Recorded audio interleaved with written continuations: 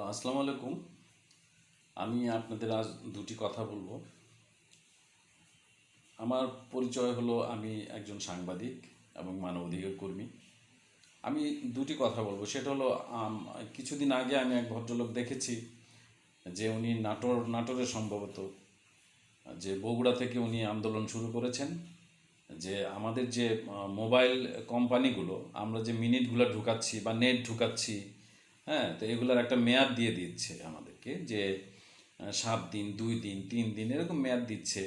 যেমন আমরা সাধারণত গ্রামীণে 99 টাকায় 7 দিন একটা মিনিট কিনি আমরা, 120 মিনিট না 130 মিনিট 7 দিন।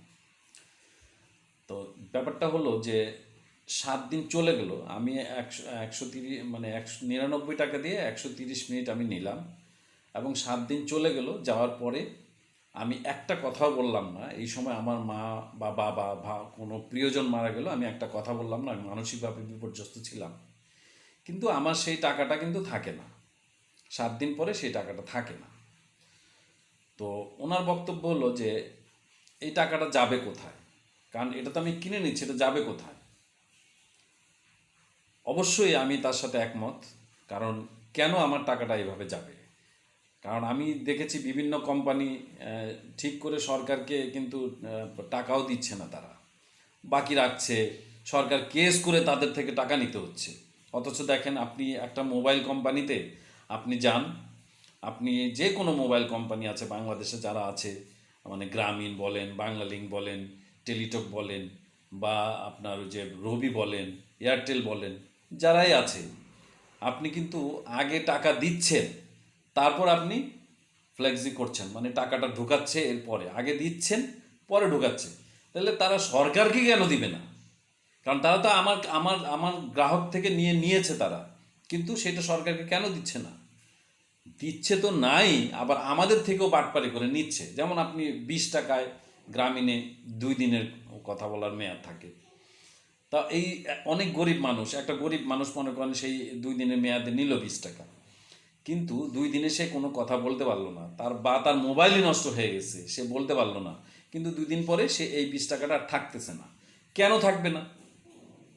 মোবাইল কোম্পানিগুলা এমন করতে পারে যে ঠিক আছে, মিনিট থাকবে না, কিন্তু তার এই 20 টাকাটা থাকবে।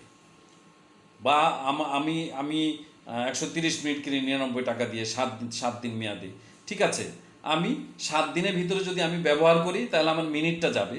কিন্তু আমি যদি 7 দিনে কোনো টাকা ইউজ করতে না পারি, কোনো মিনিট ব্যবহার করতে না পারি, সেই ক্ষেত্রে আমার টাকাটা থাকবে, মিনিট না গেলেও কিন্তু আমার টাকাটা থাকবে। এমন করে দিক। কিন্তু সেইটা করবে না, টাকাটা এইভাবে মেরে দিচ্ছে কেন? তারা হাজার হাজার কোটি টাকা মেরে দিচ্ছে, এবং এই টাকাটা কোথায় যাচ্ছে? আমি মাননীয় প্রধানমন্ত্রী, জননেত্রী, বঙ্গবন্ধু কন্যা শেখ হাসিনার কাছে আমি অনুরোধ করছি যে আপনি দ্রুত ব্যাপারটা হস্তক্ষেপ করুন। কারণ আমরা হয়তো আগে বুঝতে পারি নাই, কিন্তু নাটোরের ওই ভদ্রলোক, বগুড়ার ওই ভদ্রলোক আমাদের চোখের খুলে দিয়েছে, পর্দা সরিয়ে দিয়েছে। সত্যিকার অর্থে, সত্যিকার অর্থে আমরা যদি একটা মিনিট কিনি, হ্যাঁ, যে আমরা মিনিট কিনলাম 20 টাকার বা 50 টাকার বা 100 টাকার, আমরা মিনিট কিনলাম। মিনিটের বিভিন্ন মেয়াদ থাকে, এই মেয়াদের অনুযায়ী আমি যদি এই মেয়াদের ভিতরে যদি কল করি আমার মিনিটটা যাবে, আর মেয়াদের বাইরে যদি আমি কল করি সেই ক্ষেত্রে আমার টাকা হয়ে যাবে, আর টাকাটা নষ্ট হবে না। এই কাজটা করান, কারণ তারা লক্ষ লক্ষ কোটি টাকা বাংলাদেশ থেকে তারা নিয়ে যাচ্ছে ব্যবসা করে, আর আমরা চুপ করে বসে থাকবো? এটা তো হতে পারে না। আসুন আমরা সবাই গর্জে উঠি, আমরা প্রতিবাদ করি, তীব্র আন্দোলন করি, যেন এই মোবাইল কোম্পানিগুলো আমাদের টাকাগুলো নিয়ে বাইরে চলে যেতে না পারে। আল্লাহ হাফেজ। জয় বাংলা, জয় বঙ্গবন্ধু।